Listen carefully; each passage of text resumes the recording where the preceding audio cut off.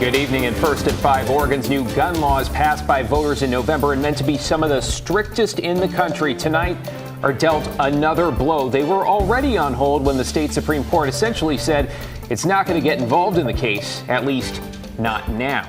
Thanks for joining us. I'm David Molko. And I'm Laurel Porter. The state's highest court made the ruling earlier today. That keeps the case over Measure 114 in a Harney County judge's hands. Tim Gordon is here now. And Tim, the Supreme Court made it clear, though, that could change. Yeah, that's true, Laurel. But for now, the top justices believe the arguments for and against Measure 14 should be made in the court where this constitutional debate began.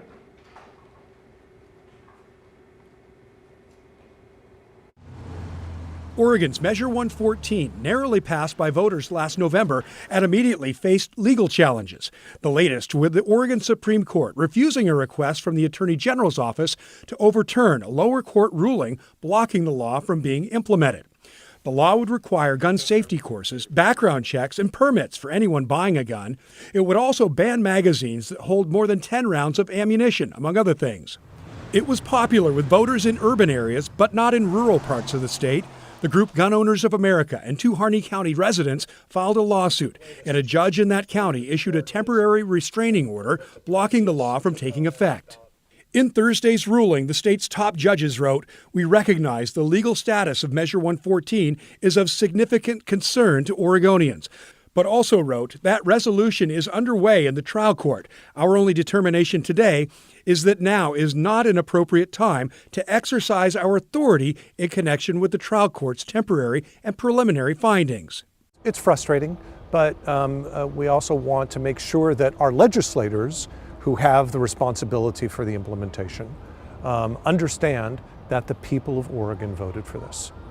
And the people of Oregon want to see a change. The status quo is killing people.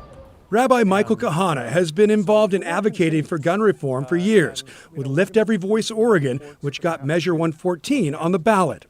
On the other side, gun rights groups are applauding the Oregon Supreme Court, including the Oregon Firearms Federation, which wrote, "Today, the Oregon Supreme Court sided with the Constitution and refused to overturn the Harney County judge. And this is a massive win." But the High Court's decision today is not a sign it's decided anything, says Lewis and Clark law professor Tong Yin. The fact that the Oregon Supreme Court is not taking up the request right now does not mean necessarily that they think that Measure 114 is correctly blocked. That said, Oregon Attorney General Ellen Rosenblum expressed her disappointment the High Court did not end the injunction, tweeting, "My office takes the position the law passed by Oregonians last November is totally proper and legal under the U.S. and Oregon constitutions." And for now, her attorneys will have to continue to argue that point in a Harney County courtroom. It's not clear how long that process will take. David? And we'll stay across all those updates, of course. Thank you, Tim. In our homeless crisis, it is a sight we see far too often, a camp that's gone up in flames. Now in Portland, neighbors and business owners along a stretch of Northeast Sandy Boulevard say as this one has grown in size, so has the danger. And after the fire this week, people who call this place home are now looking for another option. Blair Best joins us. And Blair, the folks you talk to say they are willing to move and they want something better. And David, they're desperate for help, but say the city isn't giving them what they need. Instead, they're being handed tents and sleeping bags when what they really need is resources and a roof over their head. The camp is located off 95th and Northeast Sandy Boulevard between a motel and a restaurant. Now, both business owners say they're losing customers because of the camp. And they say drug use has reached a point where they don't feel safe. Now, we also talked with those living at the camp who just lost everything in the fire.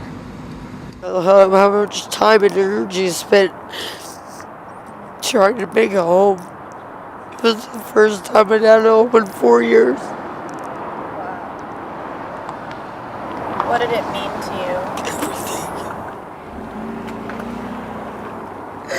you? Everything. I just feel like the way the system is now, it's just not working for these people. And I have empathy for them. You know, they just don't have the resources. Now, many of the people working and living there, including the people at that camp, say they're behind Mayor Ted Wheeler's designated camping sites. They think it's a good idea and could actually help. We're told the mayor will be announcing the locations of those sites soon. Yet his office has been saying that for months now. David? Laurel. Just heartbreaking to see and hear that loss. Thank you, Blair. Cleaning crews are disinfecting a school in Tigard after a stomach virus outbreak. Metzger Elementary School is closed today and tomorrow after an intestinal virus spread quickly, making many students and staff sick. The Oregon Health Authority isn't aware of any other current outbreaks at local schools, but encourages parents to keep kids at home if they're sick and use good hygiene. Unfortunately, each winter we see these viruses come back. We do see impacts, and it can be hard to have a sick child at home, but better to have them at home and care for them than to have them at school where they could spread the virus to others. The closure at Metzger Elementary will last through tomorrow. It will allow the sick to heal and give cleaning crews time to disinfect the building. Parents with questions can reach out to the school. New research tonight shows suicide rates among Black children and young adults are increasing at an alarming rate and faster than any other demographic. Evan Watson's in the newsroom. Evan, you talked to local suicide prevention advocates. What was their reaction? David, this is a difficult but important subject we've covered here at KGW. Racism, bullying, and trauma tied to violence are often listed as reasons why, but advocates say this research shows we need new strategies to stop this rise of suicides now. New data published in a CDC report shows a 36% increase in the suicide rate for Black people between the ages of 10 and 24. Researchers studied the change between 2018 and 2021. No other demographic group experienced that high of an increase. Daryl Turpin is the Director of Equity and Cultural Engagement for local suicide prevention agency Lines for Life. He says the rising suicide rate among Black youth is a product of some of the root causes of mental illness and emotional instability, like gentrification, educational disparities, and a lack of economic growth. Turpin says he learned from conversations with his son that suicidal thoughts can present in different ways. You may not say you're suicidal, but if you don't care if you live or die, what does that mean? Suicidality does look different in the Black community. Our reaction and response to trauma is very different. There's going to have to be more effort to educate, to raise awareness in the communities of color of what emotional wellness and mental wellness actually means. Lines for Life and the Multnomah County Health Department is hosting a healing summit at the PCC Cascade campus on Saturday to talk about suicide and what's needed in our communities. Lines for Life also has a racial equity support line, 503-575-3764, where Black Portlanders can call and talk to Black staff about anything. And remember, the number for the National Suicide and Crisis Lifeline is 988. Laurel. We can't get that number out there enough. Thank you, Evan. More than 20,000 people have now died in the earthquakes that hit Turkey and Syria. Rescue efforts continue to find survivors trapped in collapsed buildings, although hopes are dwindling since it's been 4 days now since the quakes hit. Among those helping with relief is Portland-based Mercy Corps. They already had a team stationed in Syria when the quakes hit. Since then, they've been busy distributing supplies and aid. However, they are quickly running out and need all the help they can get. If you'd like to donate and get involved, you can visit mercycorps.org. Well, Southwest Airlines today faced what you might call its reckoning as executives went before lawmakers in the nation's capital. It's all about that holiday meltdown where Southwest canceled more than 16,000 flights in late December. That is far more than any other airline in that same 10-day period. Now, in a hearing led by Washington Senator Maria Cantwell, Southwest COO said the airline has addressed part of its computer system that failed, but added that wasn't the main issue. Yes, Senator.